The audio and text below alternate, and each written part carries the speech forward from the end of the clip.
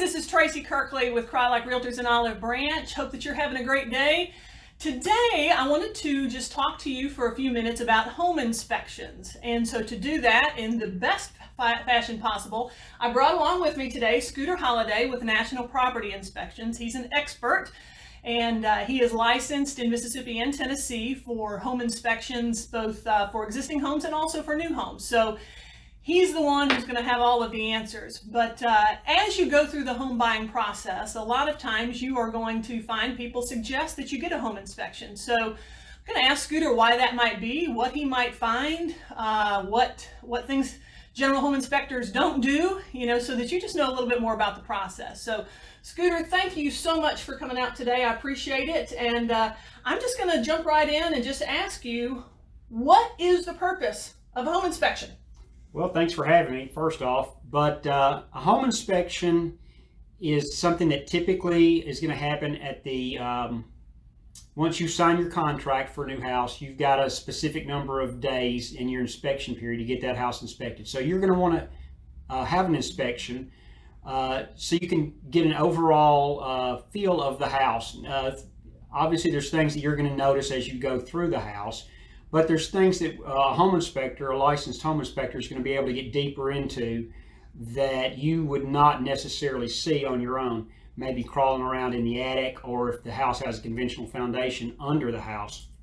So a little bit of what we do is I typically have a method that I follow, a routine that I follow.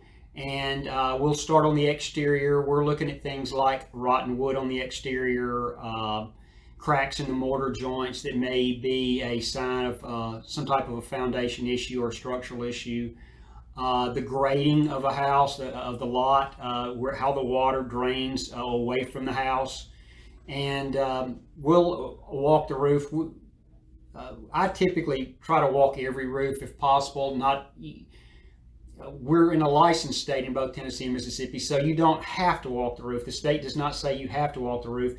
But we just find that it's best to try to physically walk the roof if at all possible. If the weather permits, we will physically get on the roof and walk the roof to check the shingles, the gutters, how many layers of roof does it have, the chimney, things you may not be able to see from the ground, the cap of the chimney, the crown of the chimney, and so those type of things. Then we'll go inside. I usually like to start at the top and work my way down. So I'll start the dishwasher running, get up in the attic. We'll look at the framing, the insulation, the ventilation of the house. Check around in this part of the country, most of the mechanicals are in the attic. So we'll look at the furnace, air conditioner, water heater while we're up there. Then we'll check all the plumbing. We'll run a lot of water while we're there. Sometimes people don't understand if the home's owner is at home, they don't understand why we're running that water. But we're trying to if there's a problem, we want it to show up while we're there. So we're going to run a lot of water. We're going to check for leaks, any kind of drainage obstruction in the plumbing. Check all the fixtures. We'll take the cover off the electric panel. Look at the breakers, the grounds, the neutrals. We'll run all the appliances through a cycle. Check all the doors and windows, all the wall receptacles, all the plumbing fixtures. There's a whirlpool tub, we'll check that. We'll also take a look at the fireplace. Most of the time around here, you're going to see gas logs. We will light the gas logs. Not everybody lights the gas logs. The standards of practice for the state, you don't have to light the gas logs. We always try to light the gas logs just to check those out, because if you got a house with gas logs, you probably want those gas logs to work. We also use an infrared camera. No, not everybody uses an infrared camera, but we'll also use an infrared camera to look for missing insulation or water intrusion, either from a roof leak or a plumbing leak that maybe hasn't even made a stain yet, that you can pick up with the infrared camera. So that's kind of the process that we go through. And then as we go through, we'll take a lot of pictures. So typical inspection, I'll have 70 or 80 pictures. If possible, we like the buyers to come to the inspection, at least toward the end of the inspection, maybe the last 30 minutes or so.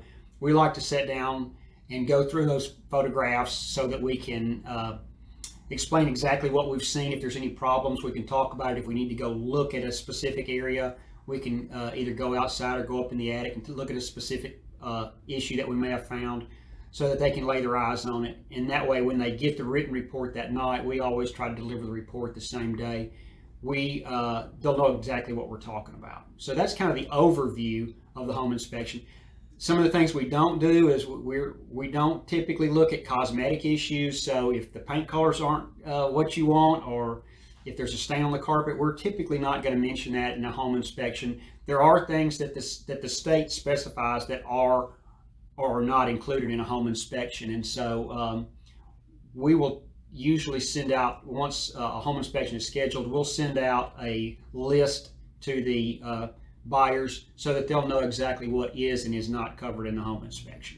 Okay, gosh, that's a lot of information, and I know that, which is great. I mean, the main thing is for buyers to know is that there could be a lot of different things that need to be checked out, and we as real estate agents and you as buyers aren't obviously qualified to look at all of those things and know if there's an issue or not. And that's why you've got somebody like Scooter that you're going to want to hire to come in and take a look at the overall picture. And that way you and your agent can sit down and say, okay, so here are the things that are deficient. So now what do we do with this list? Do you still want to buy the house? Do you not want to buy the house because of what was found? Do you want to ask the seller to fix some of these things? Do you want to ask for a price concession? There are a lot of different ways to handle it, and you and your agent will work together on that. The inspector is not going to suggest you, hey, you need to have the seller do X, Y, or Z. He's just going to give you the findings, and then you and your agent are going to work together to help negotiate through the process so that you're satisfied and the seller's satisfied. It's got to be a win-win just with any type of negotiation. So Scooter, you mentioned, a couple of things that piqued my brain. You said something about infrared and missing insulation, and I know that that's something that gets found sometimes on new construction. So why would a homeowner or a purchaser want to have a brand new house inspected? Because we all know a builder is going to warrant the house for a year, and they're going to fix things that are found during that year, and I think that's going to be the key here. So why do you think somebody needs to have a brand new home inspected before they move forward with the purchase? Good question. We actually do a lot of new construction inspections, especially here in Mississippi. So a lot of times the process that the builder goes through to have different areas of the home checked as the construction is underway aren't quite as rigorous in Mississippi as they are in some other places. So we do find a lot of missing insulation. We find a lot of plumbing leaks. We find a lot of electrical issues that just didn't get checked, or they got overlooked during the initial building process, the initial construction process. And of course, like Tracy, like you said, if you catch that within the first year, you're going to call the builder and get them to come back and fix that. The problem is a lot of times that maybe not, it doesn't get caught for a year. Maybe it's when you go to sell the house 5 or 6 or 7 or 8 years down the road, somebody comes in and they find that you're missing insulation above bonus rooms are a perfect example. We see missing insulation above a bonus room practically every week. So you're going to see something like that, and you don't really want to live in that house for 5, 6, 7, 8 years with missing insulation, or with a potential water leak that you don't know about, that maybe is behind the wall that you can't see without the infrared camera. So that's one of the things. I was telling you earlier that just last week somebody had asked me to come and do a pre-listing inspection, and they were going to put their house on the market, and they wanted to get an overview of what they might be up against. And so they had bought the house new. They did not have an inspection when it was purchased, when they purchased it new, and they had lived there for 6 or 7 years, and we did find some missing insulation. And so they had lived there for this entire time with missing insulation, in this case above the master bedroom. And they mentioned to me that they always felt that there was a problem keeping the temperature regulated in the master bedroom, and they didn't know why. And that was the reason, was because of lack of insulation above the master bedroom. So in that case, it was several hundred square feet. There was a very large house, very large area that was missing insulation. So we do find a lot of electrical issues, and again, missing insulation. That's probably the number one thing we find in a home inspection on new construction. So I would say one of the other things is it almost always pays off, because if you did go to sell that house, maybe you lived there 5 or 6 years and you found something, well, after that 1 year period, the builder's not going to be responsible for it. The homeowner's going to be responsible for it. And, right. you know, the few $100s you spend for an inspection is going to be much less than getting somebody out to blow in more insulation or calling an electrician to repair that electrical problem. So you're very, very seldom does it not pay off many times over to have that new house inspected and get the builder to fix it. Right. So kind of the scenario he was talking about, these folks are now putting their house on the market, and this was found. Too late for them to go back to the builder on this. It's past the 1 year warranty. So now they're going to have to foot the bill to fix something that could have been rectified back in the first year that the home was built. And so now they're footing the bill on that, and it's something that a general home inspector typically is going to find. So even if it wasn't something that you realized yourself until the home inspection when you went to sell your house, guess who's footing the bill? You are now as the seller. So it's you're spending a little money now on new construction to save likely in the end. And I do want to just point out, I mean, the builders down here are great, but everybody's human. And so, you know, these houses are built by people, and we as inherently are flawed as a people. So there's going to be little things that are missed. It's very rare that something huge, you know, is found maybe on the home inspection, but it could be little things that could affect the overall livability of the house. And so you just want to know that kind of stuff up front. Now, Scooter, you mentioned that this particular homeowner was getting ready to list their home. So that's a little different. This is now a seller having a home inspection before they put the house on the market. Correct. Why might they want to do that? Or what are the reasons you're finding, and how many of those do you do, would you say? Well, we've always offered that service, and typically in the past it was maybe somebody, it was part of an estate, maybe the parent died, or maybe they got moved into assisted living or something, and the children that were now tasked with selling that house didn't have any idea of the condition. How old is the roof? How old is the furnace? How old is the air conditioner or water heater? They didn't really know any of the backstory on that house, and they just wanted to get an idea. So in the past, that's like we did that for that reason typically.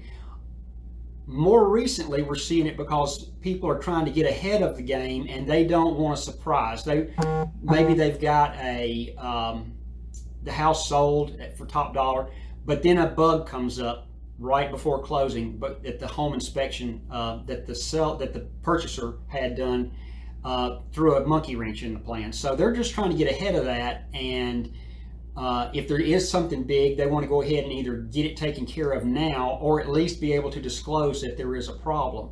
And so there's not a surprise that holds up the sale of that house when it gets right down to the closing. So we are starting to see that be a lot more popular option for people, and especially if it's maybe an older house, or they really just don't know the history, they don't know all the maintenance that's gone into the house. Okay. I know that earlier I was asking you a couple of questions, and you mentioned that I know you guys do how many inspections a week typically in the summertime? 80? Well, no, we do about 40. About 40. About 40 a week. Okay, yeah. 40, 80, whatever. 40, and I think you said probably 1 or 2 of those are seller That's inspections correct. where Yes. the seller actually requests one. So while we're speaking about sellers, I do want to ask a question, because if you are a seller out there, this is something that you need to listen really closely to. If you are a seller and you have a contract on your house, and a buyer they have ordered their home inspection, and you know that a home inspector is coming to your house in a couple of days, what are some things that you probably need to do as a seller to prepare the house for this home inspection? That's a good question. The first thing is put up any pets. So if you've got a dog, or if you've got a cat that's a runner when the door opens, you want to secure the pets either in a kennel, or maybe take them to a friend's house or a relative's house while we're there. So that's the first thing for sure. I would also do just some routine maintenance. Make sure the air conditioner's been serviced, the outside condenser's been serviced. That's a big thing that you see on a lot of inspection reports. That really should be done once a year, just part of routine maintenance. So if that hadn't been done in the last year, get your heating and air conditioning system serviced. It's not that expensive. There's a lot of local companies that offer a service like that, pretty inexpensive, and it pays for itself really. Probably the number one thing you're going to see on every home inspection report is what's called a high loop on the dishwasher drain line. That can actually be fixed at no charge. It's just a matter of going underneath the sink and making sure that the dishwasher drain line is looped up and is above the point where it connects to the garbage disposal, so you can't back flush something down that drain. Again, doesn't cost anything to fix. You can fix it with a piece of wire or a zip tie. If you don't know how to fix it, ask your realtor, because I'm sure they've seen that 100 times and they know exactly what to do. I am certain that I have fixed a few high loops of my own in my 18 years doing this. A little zip tie, pull that little thing up there, and you're set. You're ready to roll. Yep. So we're going to secure the pits. We're going to make sure that furnace and air conditioner have been serviced recently, maybe within the last year. If you have any receipts on that, I would make those available to the buyers, just to prove that you have had ongoing maintenance. I think that's a big selling point to some prospective buyers. We're going to get the high loop taken care of. And then the next thing is make sure that the home inspector has access to all the areas he's going to inspect. That includes the electric service panel, the attic, underneath the sinks, in the bathrooms, in the kitchen. And then if you do have a conventional foundation, a house with a crawl space, that he can get under the house, that it's not locked or screwed, the door's not screwed shut, so that he can get access under there. Good point. And one other thing I'm going to throw in there is light bulbs. Walk around your house if you're a seller and make sure that all the light bulbs are there, because here's what's going to happen. The inspector, their job is to just note everything that they see and everything that they find. And if there's a light bulb, or let's just say it's a light fixture that only has one bulb, and it's not working, it's not coming on, odds are, and we all know, it's probably a light bulb, but there's no way to know that for sure. And so the buyer is then just going to put in the report to have that light repaired. And you as a seller are going to go, it's a light bulb, for crying out loud. Well, there's no way for us to really know that. It could be the light fixture. And that has happened sometimes where it wasn't a bulb, it was the fixture. So it's the inspector's job to note those things. And so you as a seller, you can alleviate some of the little minute things that might show up on a report if you'll just go through and do some of the things that Scooter said and change all your light bulbs that are burnt out. Yep. An inspector's job, I just want to throw out there, is not to kill a deal. I mean, we get that a lot. It's like, the seller's like, oh, they've got to find something.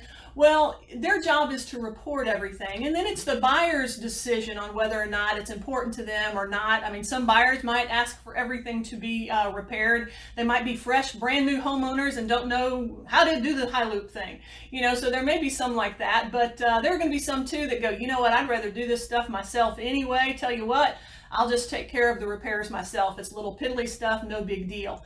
But if you do some of the things that Scooter mentioned at the beginning, especially with your heat and air system, and making sure that your condenser outside is clean, and making sure that your filter is clean, and making sure that you've got light bulbs working everywhere and nothing just glaring, it's going to also make that buyer just feel really good that this house has been well maintained, well taken care of, and they are less apt to look at some of the other things as being big issues.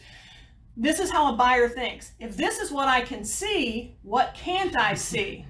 So that's how they think. So we don't want to scare them. The whole point of this is to make this a good, easy process. So I think we've covered the majority of things. Again, home inspection, the whole purpose of that is just for a buyer to get an overview of what's going on with that house, the age of the systems, the age of the roof, if there's anything that they need to be concerned about. There are going to be some things that an inspector is going to find that he's going to refer to somebody who is specifically trained in that area. Let's just say that he were to find some structural issues. Maybe he found some cracks that were larger than normal, and whether that's going to be in the slab, or maybe it's on some brick, or maybe some separation at windows. He's typically going to say, hey guys, you need to have a structural engineer take a look at this. Same thing with heat and air. He's not going to diagnose what a problem is. A home inspector's not. And I say he, there are some female home inspectors out there too. But the home inspector is not going to necessarily diagnose what caused a problem. They're just going to determine if it's working or if it's not, and if it's working, how it's intended to. So if say the air conditioning is not, the temperature gauge is not blowing at the temperature that it needs to based upon the return air and the supply air, then he's going to note that. He's not going to know if it's just low on Freon. He's not going to know if you need a whole new compressor. So he's going to suggest that you then have that certified by a heat and air company. So there will be some times when there's an issue that the home inspector is going to say, hey, I think you need to have this looked into further. Okay? So I think that hopefully that clears up some things for you with regard to home inspections and whether or not you need one, whether or not you need one if you're buying a new house, an existing house, and how a seller can be better prepared also moving forward in the transaction. Scooter, before we close out, any other thoughts that you have that I didn't hit upon? Well, this is a really hot market right now. Sometimes you'll see a house that's being sold as is. That does not mean you want to forego a home inspection. Maybe they're selling it as is, and you understand that they're not going to fix anything, but you still need to have that home inspected so that you'll know the extent of what you're getting into. I literally just did a house where it was an as-is deal, and on the surface everything appeared to be okay. We found a little bit more things that the people than they thought they were going to run into, and so they wanted to kind of maybe take pause and examine before they went ahead with the deal, even though it was an as-is. So even this is a hot market. There's a lot of people out there fighting over a house. Multiple offers is the name of the game right now. That does not mean that you want to forego a home inspection. You want to go ahead and know, eyes wide open going in, what your future issues may be, especially if you're going to spend a lot of money, maybe doing some other renovations. You need to know ahead of time, how old that furnace is, how old that water heater is. Do you have some remaining life left on those, or maybe should you be budgeting for some bigger ticket items besides just that new flooring? Okay, that's a great point. Yeah, he's right. Hot market. There's going to be some things out there as is. At least have it checked out so you can, like he said, eyes wide open. And that's what this whole process is about. Just want to set up the right expectations so that you know what you're getting into moving forward. Again, I'm Tracy Kirkley with Like Realtors. If there's ever anything I can do for you, just give me a call. My number is 901-210-8045. And this is Scooter Holliday with National Property Inspections. And Scooter, if they needed to get a hold of you or wanted to get a hold of you, what's a good number for you? My phone number is 901-497-0943. And the great thing about being named Scooter is you can Google Scooter Holliday Home Inspector and you're going to find us. We've got a bunch of positive reviews on Google and an A+ rating with the Better Business Bureau. So feel free to check us out online or give me a call if you have any questions. Yeah, Scooter's just a great wealth of information. So if you ever just have a question, you can feel free to give him a call. He'd love for you to use him, but if you don't and you just have a question, feel free. All right, guys, thanks so much. Hope to see you soon and have a great